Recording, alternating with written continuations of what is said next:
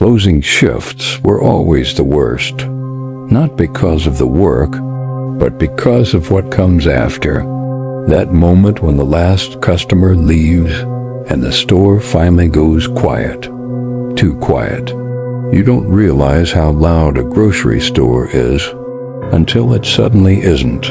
The music cuts off, the chatter disappears, and all you're left with is the hum. That low, constant electrical hum from the refrigerators. It fills the space in a way that feels wrong, like the building itself is breathing. I had worked there for almost a year, long enough to know every sound, every creak, every flicker of light. So when something sounded off, I noticed. That night started like any other. 11 p.m., doors locked, lights dimmed, just me and the store, or at least that's what I thought. I went through the usual checklist.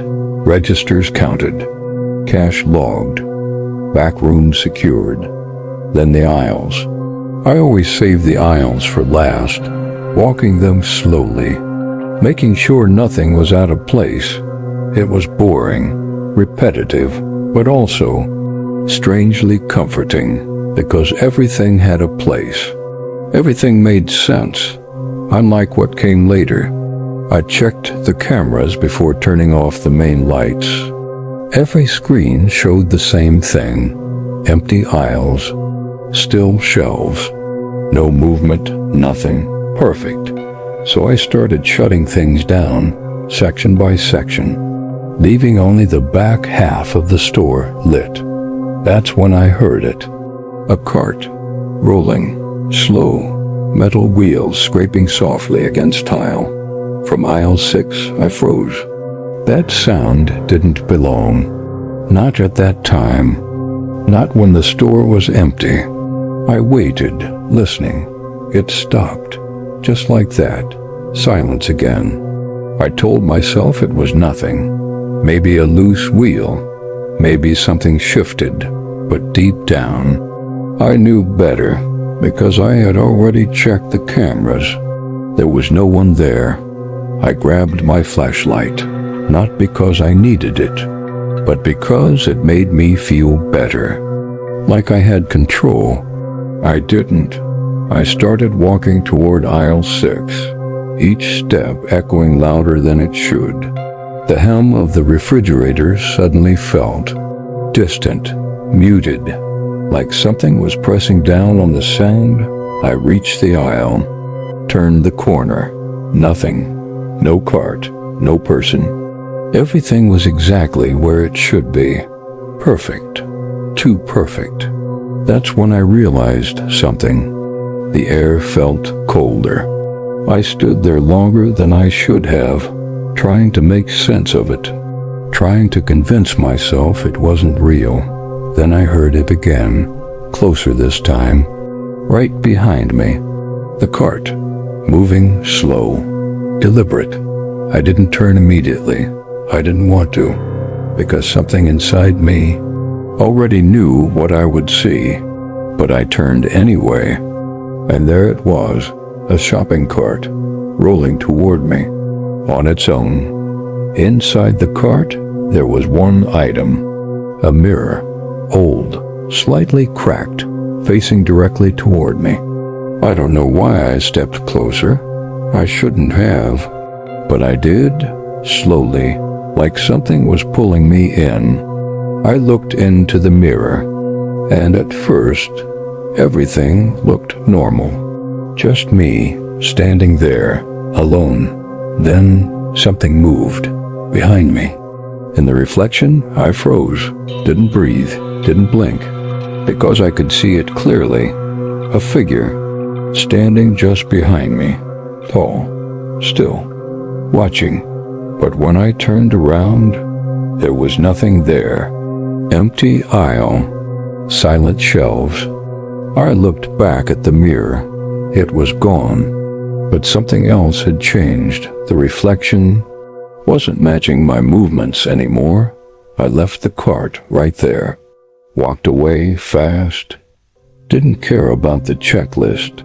Didn't care about anything. I went straight to the security room, pulled up the footage from aisle 6, rewound it, watched it again, and that's when I saw it. I wasn't alone, not even for a second.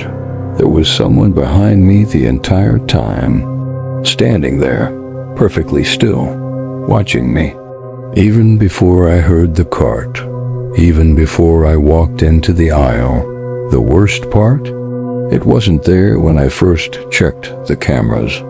It appeared after I locked the doors, and it never left.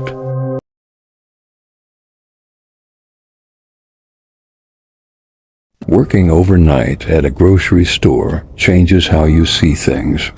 Not just the job, but reality itself. Time doesn't move the same at night.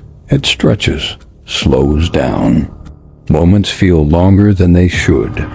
And silence, it's never really silent. There's always something underneath it. I had been working the night shift for about 6 months, long enough to know every sound, every reflection, every shadow. So when something doesn't fit, you feel it immediately. That night started like any other. 11 p.m., lights dimmed, customers thinning out. By midnight, I was alone. Or at least that's what I thought. The store feels different once it empties. Not abandoned, just waiting, like it's holding something back. The aisles stretch longer. The reflections in the glass feel deeper. Even the security cameras start to feel like they're watching you. I was at the counter, scrolling through my phone, half paying attention to the monitors above me. That's when the front door opened. The sound was subtle, just a soft click, but it shouldn't have happened. The doors were supposed to be locked. I looked up and saw him, standing just inside the entrance, still, not moving, not looking around, just standing there. At first, nothing about him seemed unusual. Tall, wearing dark clothes, face partially shadowed by the overhead lights. But something felt wrong, not obvious, just off, like a detail your brain can't fully process. He didn't grab a basket, didn't check prices. He just walked straight to aisle 9 and stopped. Minutes passed, and he didn't move, not even slightly. No shifting weight, no reaching for items, just standing there, facing the shelves. That's when I decided to check the cameras. I leaned back, looked up at the monitor, zoomed in on aisle 9. Empty, completely empty. No figure, no movement, nothing. I blinked, looked back toward the aisle. He was still there, standing exactly where I saw him before. I checked the camera again. Still nothing. That's when it hit me. The cameras weren't broken. They were working perfectly, which meant whatever I was seeing wasn't being recorded. Then he moved, slowly. He turned his head and looked directly at me from across the store. I felt it. That moment when you realize something sees you in a way it shouldn't. He smiled, but it wasn't natural. Too slow, too deliberate, like he was copying something he had seen before. Then he started walking toward me, step by step. No sound from his footsteps, no echo, nothing. I checked the cameras again, still empty. But he was getting closer, closer. I looked down for just a second, just 1 second. When I looked back up, he was gone, no door sound, just gone. Then the receipt printer started, printing on its own. I slowly reached for the paper. I looked at it, and my hands started shaking, because it showed a transaction for one item, customer present. But I never rang anything up. And when I looked back at the security monitor, I didn't see an empty aisle anymore. I saw myself reaching for a receipt that wasn't there. My hands were empty on the screen. I looked at the camera's reflection of the counter glass. I wasn't there. The store was completely empty.